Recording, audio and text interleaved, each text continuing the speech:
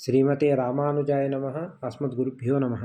గోదాదేవి యొక్క ఈ తిరుప్పావేని ఆచార్యులు మనకు 4 భాగాలుగా చెప్పారు. మొదట 5 పాసురాలు ఈ వ్రతానికి ఉపోద్ఘాతంగా, అంటే చేయవలసిన కాలము, ఎవరిని ఉద్దేశించి చేయాలి, ఎవరు అర్హులు ఈ వ్రతానికి, ఈ వ్రత నియమాలు ఏంటి, అలాగే ఏం చేయాలి వ్రత సమయంలో అనే విషయాలు చెబుతుంది. ఆ తరువాతి 10 పాసురాల్లో భక్తిలో వివిధ దశల్లో ఉన్న గోపికలను లేదా భక్తులతో కలవకుండా ఒంటరిగా కృష్ణానుభవం చేస్తున్న ఆళ్వారులను మేల్కొలుపుతుందని ఆచార్యులు సాధిస్తారు. ఆ తరువాతి పాసురాలైన 16 నుంచి 20 వరకు ఉన్న పాసురాల్లో ద్వారపాలకుల్ని, యశోదని, నందుని, బలరాముణ్ణి, నప్పిన్న పిరాట్టిని లేదా నీలాదేవిని మేల్కొలుపుతుంది. తరువాతి 5 పాసురాల్లో సాక్షాత్తు శ్రీకృష్ణ పరమాత్మనే మేల్కొలుపుతుంది గోదాదేవి.